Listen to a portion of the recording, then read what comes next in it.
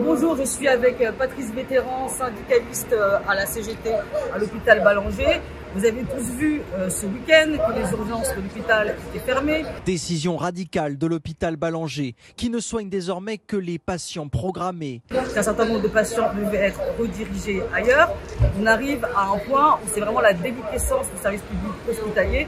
Et donc, avec Patrice, on a visité les urgences, on a discuté avec les personnels qui nous ont expliqué la situation et qui nous ont expliqué dans quelles conditions ils travaillaient actuellement et dans quelles conditions étaient reçus in fine les patients. Alors, Patrice, comment ça se passe maintenant que les urgences sont fermées et quel est l'impact sur les soignants et sur les personnels?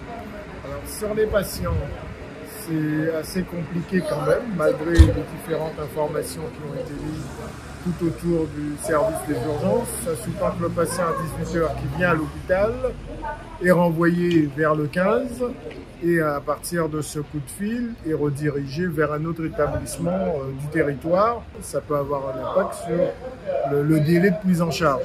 Pour ce qui est des personnels, ils sont plutôt dépités par cette situation. Si on fait les métiers de soignants, c'est pour pouvoir accueillir et prendre en charge des patients, et être obligé de les renvoyer faute de personnel, c'est quand même une forte contradiction pour nos métiers. La situation actuelle, il n'y a pas du hasard. Des années d'abandon du service public hospitalier, des années de réforme à l'encontre des intérêts des soignants et des patients. Effectivement, c'est la conséquence de plus de 30 ans d'une politique de santé où les moyens ne sont pas donnés aux établissements pour assurer leur mission de service public. On a donc chaque année dans les budgets une évaluation des besoins inférieure à la réalité. Donc en fait, c'est une politique d'austérité pour l'hôpital public. Et aujourd'hui, encore une loi qui le met à mal, c'est-à-dire la loi RIST, qui concerne l'intérim hospitalier. Est-ce que tu peux nous en dire deux mots? La loi RIST, donc, qui voulait minorer les vacations.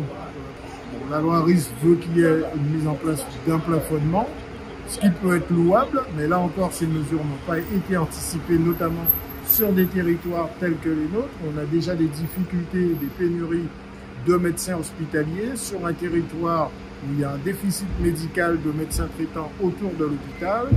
Aujourd'hui, cette situation induit qu'on n'a plus suffisamment de personnel médical pour assurer nos missions et on est obligé de faire un délestage. Pour ce qui est de la CGT, nous avions formulé à l'époque un certain nombre de propositions. Tout d'abord, le gouvernement avait voté une prime d'attractivité territoriale pour les fonctionnaires d'État. Il nous paraissait opportun de l'étendre à l'ensemble des fonctionnaires, y compris les fonctionnaires hospitaliers. Peut-être qu'elle aurait permis une certaine attractivité et fidélisation de nos personnels soignants. Et puis surtout, augmenter le nombre de personnels aides-soignants qui souhaitent faire l'école infirmière, les promotions professionnelles. Et d'ailleurs, on a pu discuter avec les infirmières, les aides-soignants, la réforme des retraites telle que mise en œuvre par le gouvernement Macron, elle vient aussi mettre à mal ces personnels soignants qui sont des femmes dans des métiers pénibles, qui dès la cinquantaine sont cassés. On est la fonction publique avec la plus forte propension féminine, plus de 80% des effectifs, ce sont des femmes. Plus d'une aide-soignante sur deux part à la retraite avec un taux d'invalidité, alors qu'elles ont encore, les aides-soignantes, la reconnaissance de la pénibilité, l'ouverture des droits à 57 ans. Les infirmières, en moins de 10 ans, ont pris 9 ans de cotisation supplémentaires. Et avec cette réforme actuelle, elles vont prendre 2 ans supplémentaires. L'ouverture des droits des infirmières aujourd'hui sera bientôt à 64 ans au lieu de 57 comme les aides-soignants. Voilà un petit peu les conséquences de cette nouvelle réforme, contre-réforme de la retraite, avec un impact sur une fonction publique à majorité féminine, où on le sait, la grande majorité des agents n'ont pas une retraite complète.